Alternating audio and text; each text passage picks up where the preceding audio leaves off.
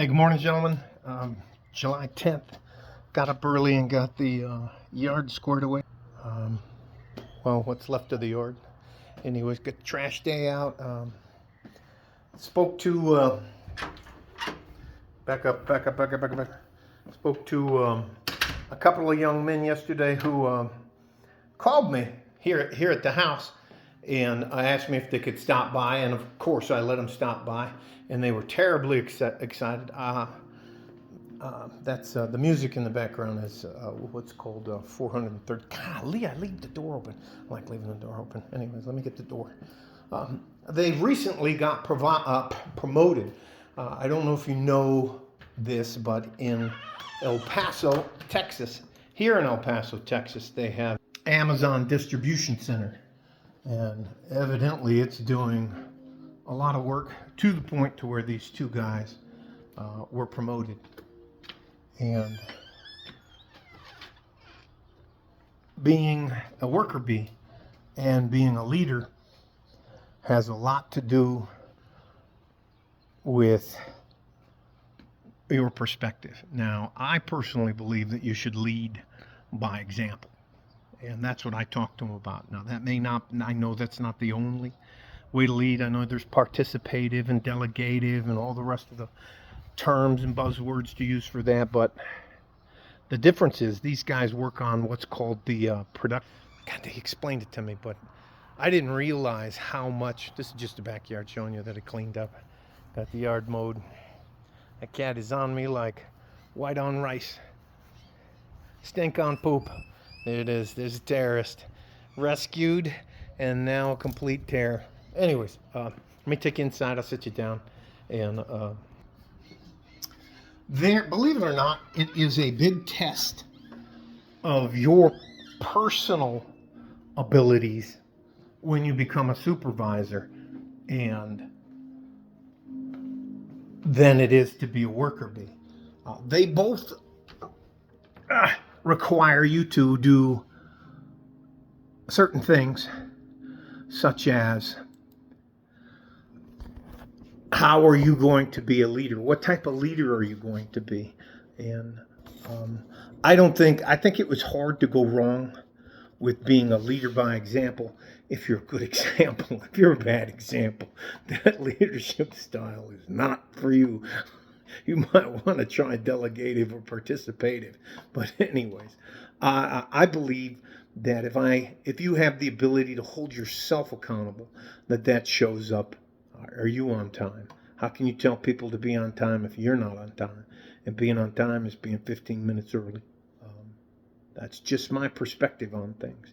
And these young men were asking for my perspective on things.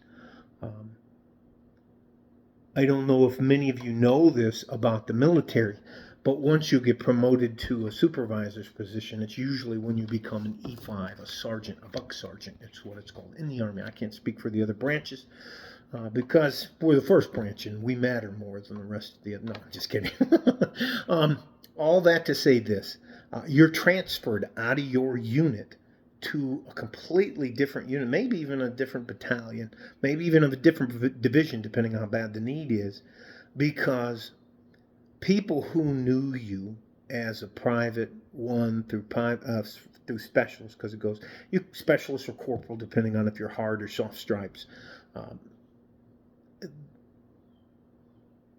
it can really complicate your ability to get things done if people have known you when you were younger and have seen some of the mistakes you make. When you just show up as a supervisor in a new unit, they don't know anything. They don't know that stuff about you. Now, can they find it out? Yeah, but it takes a while. So you can. It's just an easier, fresh start for you. Now, these guys have been working side by side, and you know what? They said it's okay. So I'm going to say this. Juan and Jose, this video is for you. And this video is about what we talked about. So I'm going to ask the guys, hey, this is to you two. I'm going to ask the guys to give you any type of good advice in the comment section. I know you're going to watch the video because I promised you I'd do it. But I want you to know that I'm asking these guys, and there's a lot of good guys out there that can maybe give you some good advice. Now, back to what I talk to them about. For me, leading by example is making sure that I control all the things that I can personally control. And my big pet peeve is being on time. And that's early, 15 minutes early. Anyways, all that to say this: you can control your attitude. You can control the things that are going on in your head. You can control the way you communicate with people. Um, in the military, you're kind of pushed towards being authoritative, and that doesn't play well. Because I was a supervisor, platoon sergeant in the Army, and being a supervisor outside the Army, I was in the Disabled American Veterans. I was a supervisor. Um, Anyways, doesn't matter. That's completely. They don't. Civilians do not deal with authoritative people very well.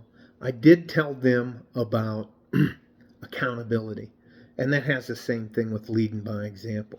You're holding yourself accountable, but and there's a window there to be practical about. I talked to them about, and I started off talking to them about being late. You can give people a break. My car broke down. You know, if it's the same guy and he's always 5 minutes late, I give him enough chances, and then you have to tell him, hey, look, you need to next week. If you're late one more time, we're gonna have to have a talk about it. And you tell that person to their face, but you never tell them in front of other people. You don't yell at them in front of other people. If you're going to admonish someone or tell them that they need to correct something, you do that in private. If you want to shower praise upon someone, you can do that publicly. We don't talk shit to somebody in front of other people. Now, that is completely different in the military, and I'm going to reference combat.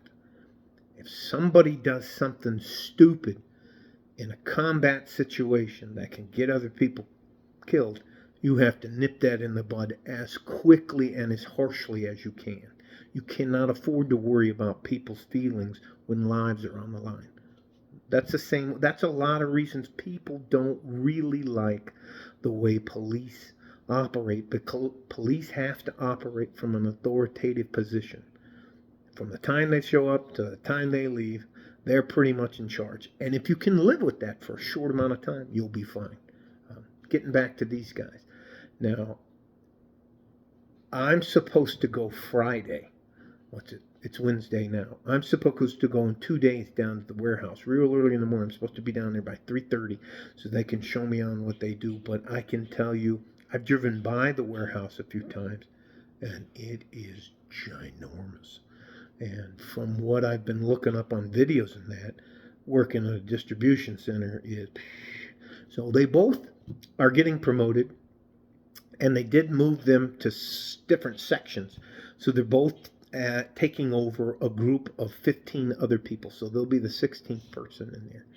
And I can help them with, be on time, keep your hair cut, keep your mouth shut. Don't yell at them in front of other people. Take them aside. But if they did something great, you should praise them. Every once in a while, you got to let some shit slide, especially if it's not a life or death situation. Everybody gets sick. Everybody comes in with the hangover. You can either trash them, but if it becomes habitual, then you have to nip it in the bud. But you do that in private. So if I missed anything and some of you guys are willing to put a comment in there about that, I would highly appreciate it. These are very good young men who are just focused on getting ahead. Their goal is, both of them, their goal is to get to a point to where they can become distributors here in El Paso and in the area, and that's quite an area. I didn't know this, but Amazon will give you a truck to run around. It doesn't matter. So they're going to try to become independent of Amazon. Anyways, it doesn't matter. Their future plans don't matter to you guys. Love you guys. I usually never ask you for anything, but if you don't mind, if you wouldn't mind, and some of you guys had to be in, some of you guys, the way you speak, the way you write, you just had to be in leadership positions, or you have to understand the mechanics of working with people. I only had 2 phases of working with people, and that was in the military, where I could take you out behind the track and scuff you up a little bit if you didn't do what I wanted you to do.